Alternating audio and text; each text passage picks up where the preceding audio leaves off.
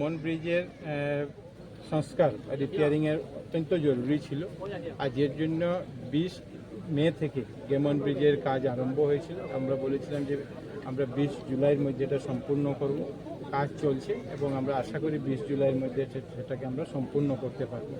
প্রতিদিন আমরা সে বিষয়ে ফলো আপ করা হচ্ছে, গুয়াহাটি থেকেও হচ্ছে, মাননীয় জেলা শাসকের কার্যালয় থেকেও হচ্ছে, কিন্তু একটা গেমন ব্রিজ বন্ধ হবে, একটা অল্টারনেটিভ রুটের প্রয়োজন ছিল। যে জন্য আপনারা জানেন যে সিঙ্কিং জোনের কাজকে প্রায় বন্ধ করে সেখানে যাতে ট্রাফিক মুভমেন্ট করা যায় সেটার জন্য সেই কাজকে বন্ধ করা হয়েছিল। কিন্তু আপাতত এই ব্রিজে কাজ খালি শেষ হয়েছিল, কিন্তু এই জন্য যখন ইনকোয়ারি হবে আমি মনে করি যে ব্রিজের কাজে কি ছিল, ব্রিজের কাজের স্পেসিফিকেশন কি দেওয়া হয়েছিল, যে যতটা কাজ দেওয়া হয়েছিল অতটা হয়েছে কি না, যতটা কাজ দেওয়া হয়েছে এর চেয়ে কম হয়েছে কি বেশি হয়েছে, সেই প্রত্যেক জিনিসগুলো যাতে বেরিয়ে আসে এই জন্য সঙ্গে সঙ্গে একটা ইনকোয়ারি কমিটি করে দেওয়া, ম্যাজিস্ট্রেট পর্যায়ে একটা ইনকোয়ারি দেওয়া হয়েছে। আর আমি আপনাদেরকে অনুরোধ করবো 7 দিন, বেশি দিন না, আজকে প্রথম দিন, গতকালকে করা হয়েছে, আজকে প্রথম দিন, আগামী 7 দিন পর্যন্ত অপেক্ষা করুন যাতে আমরা আসল যে রহস্য, আসল যে তথ্য যাতে আপনাদের সম্মুখে তুলে ধরতে পারি। আপনারা প্রশাসনের তরফ থেকে ব্রিজ রয়েছে যেগুলো অত্যন্ত অবস্থা খারাপ, বিশেষ করে মাটি জুড়ে ব্রিজ, কুমড়া ব্রিজেরও লোড বহন করছে, এ ধরনের আরেক কয়েকটা ব্রিজ রয়েছে খারাপ অবস্থা। এখন একটা কথা, অনেকগুলি ব্রিজ আছে, মাটিজুড়ি ব্রিজের অনেক বছর আগে, আজকে থেকে প্রায় আমি মনে করি যে 20 বছর আগে মাটিজুড়ি ব্রিজকে পারাপারের অনুপযুক্ত বলে ঘোষণা করা হয়েছিল, কিন্তু তারপরে সেই ব্রিজ, নতুন ব্রিজের কোনো পরিকল্পনা হয়নি। আজকে আমরা লক্ষ্য করেছি যে আমাদের সরকার আসার পরে এই মাটিজুড়ি ব্রিজের কাজ চলছে, এখানে নতুন ব্রিজের কাজ আজকে দিনে আসামমালা প্রজেক্টের অধীনে সেখানে কাজ চলছে।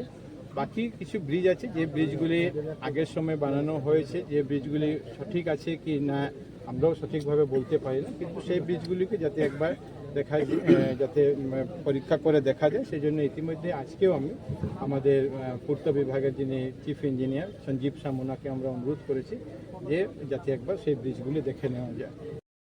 আমাদের বিভিন্ন ত্রিপুরাতে যায়, বিভিন্ন সিমেন্ট ইন্ডাস্ট্রি, সেই ইন্ডাস্ট্রিগুলিতে যায় এবং সেগুলি বৈধ ছিল কি বৈধ ছিল না সে বিষয়ে যখন কমিটি, যেটা ম্যাজিস্ট্রেট পর্যায়ে যে কমিটিটা করে টিম একটা যে তদন্ত কমিটি দেওয়া হয়েছে, সেই তদন্ত কমিটি তদন্ত শেষ করার পরে সেগুলি যাতে আসলভাবে বলতে হবে যে সেগুলি চালান ছিল কি না বা কী ছিল, সেগুলি যাতে সঠিকভাবে। আচ্ছা, আমরা যেমন জানি শিক্ষাক্ষেত্রে আমরা আগামী প্রজন্মকে বানায় টিচার্সরা, হেলথ যারা ডিপার্টমেন্ট আছে, যারা হেলথ ফ্যাসিলিটিস মানুষের ডক্টরসরা, আর দেশকে সোসাইটিকে ডেভেলপ করে ইঞ্জিনিয়ার্সরা।